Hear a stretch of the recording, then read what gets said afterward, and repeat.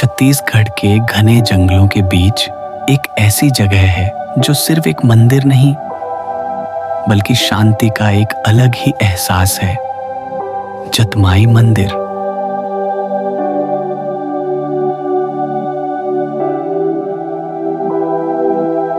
आठवीं शताब्दी में बना यह स्थान मां दुर्गा के मंदिर के रूप में जाना जाता है।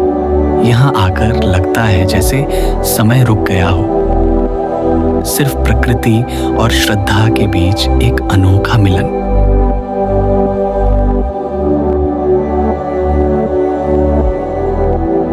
पर सफर सिर्फ दर्शन तक सीमित नहीं था।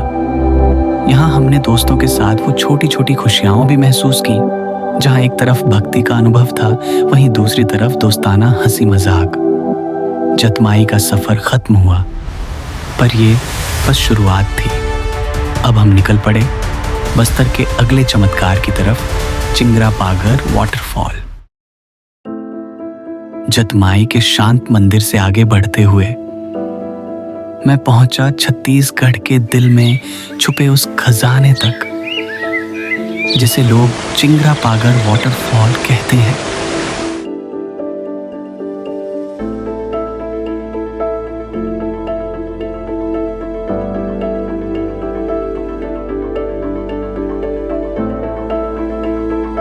घने जंगलों से घिरी हुई ये जगह मानो प्रकृति की गोद में बसा कोई रहस्य हो। पानी की गरजती हुई आवाज और उसके चारों ओर फैली हरियाली इंसान को एक पल के लिए सब कुछ भुला देती है।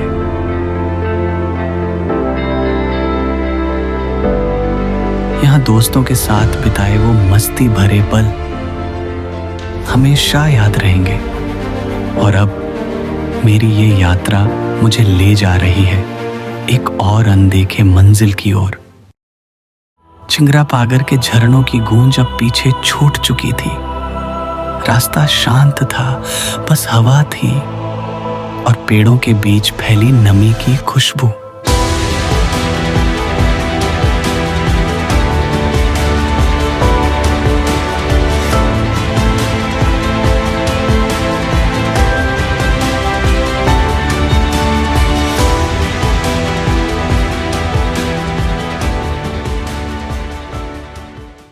तभी दूर कुछ चरवाहे मिले, चेहरे पर मुस्कान पर आंखों में एक हल्का डर। कतक दूर है चितवा कधी कर पटरी थे कोणते की तुम्हाला ते खाल्ले कुठे कधी कर रही थी चितवा ते प्रोग्राम चलता है पर रास्ते देखी तो तुम देखे आवा हो पेड़ में रहते डेयरी फार्म में ये पखरा है नी टी में ये करा साड़ा कर वो झील में उतरी से माड़ा उड़ा कर लो झील में वही देखते हां भारी खतरा बाबा।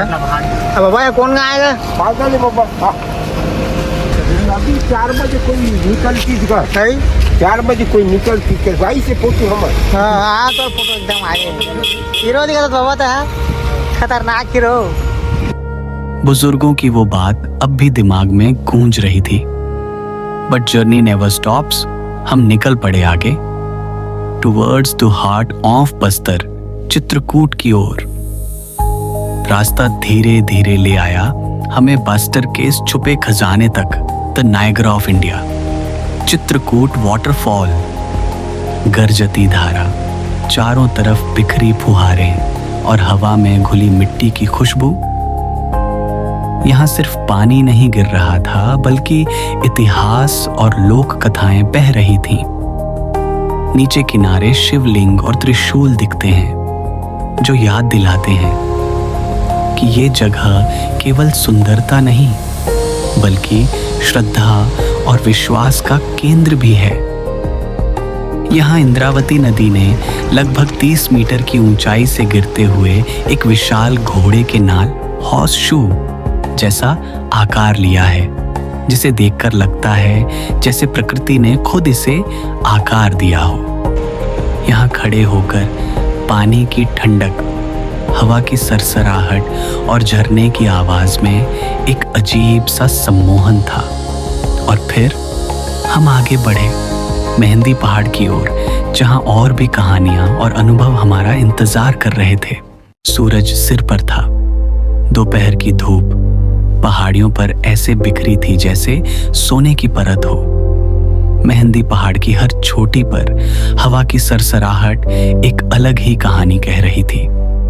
यहाँ की चुप्पी में भी एक संगीत था जो सिर्फ वही सुन सकता है जो इस मिट्टी की धड़कन समझे। हम कुछ पल वहीं ठहर गए, बस उस खामोशी को महसूस करते हुए।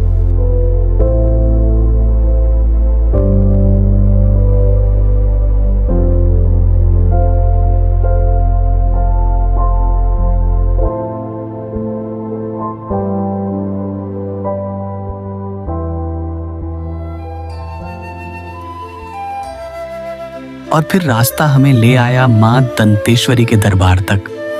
कहा जाता है ये वही शक्ति हैं जिनके बिना बस्तर अधूरा है।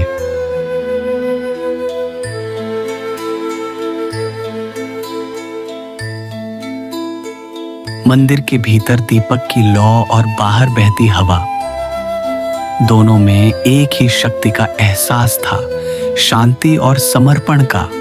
वो पल ऐसा लगा जैसे सैकड़ों साल पुरानी आस्था हमारे सामने जीवित हो उठी हो।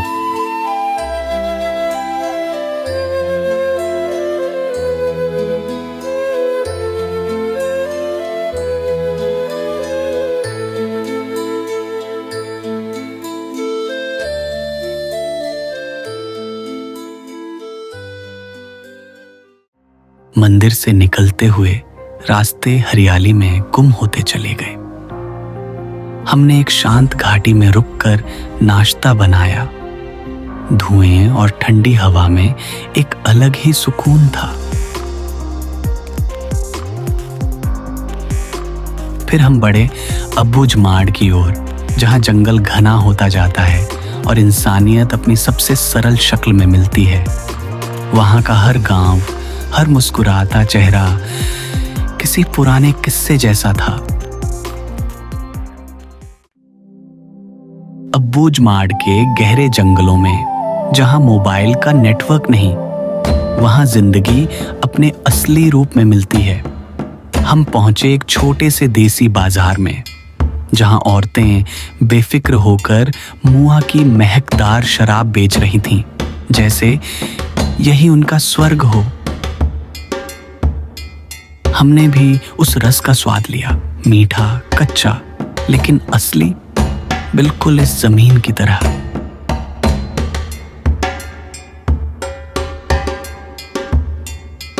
बाजार में और आगे बढ़े तो रंग, आवाजें और हंसी सब मिलकर एक राग बन गए।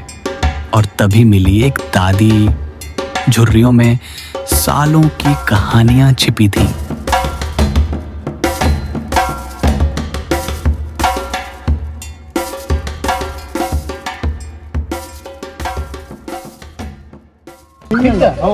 इधर तो नदी है। इधर हमारा काम के तरफ पूरा नदी है। तो ये चावल कैसे ले जाओ? नहीं है, इसको ये गाड़ी में ले जाऊंगा सर। आप अच्छे बंदे हो। नहीं, उधर ही रहते हैं। आप एकदम गुड बंदे हो, अच्छा लगेगा। बाजार से निकलते हुए रास्ता ऊंचा होने लगा और सामने दिखी एक पहाड़ी, जिसके ऊपर था वो शांत पर शक्तिशाली पहाड़ी मंदिर।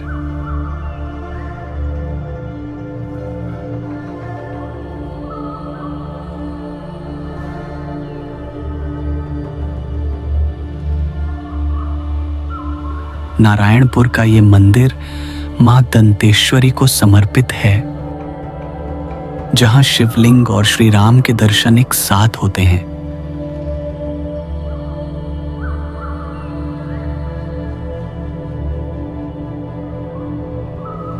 ऊपर पहुंचते ही ठंडी हवा और घंटियों की गूंज पूरे माहौल को दिव्य बना देती है।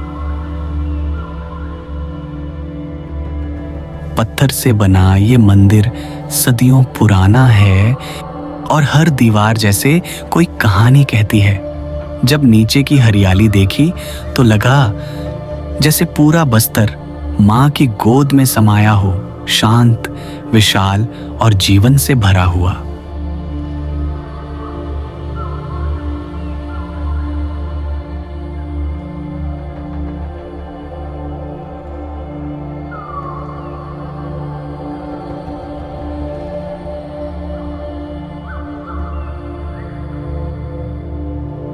फिर हमारी यात्रा पहुंची धमतरी।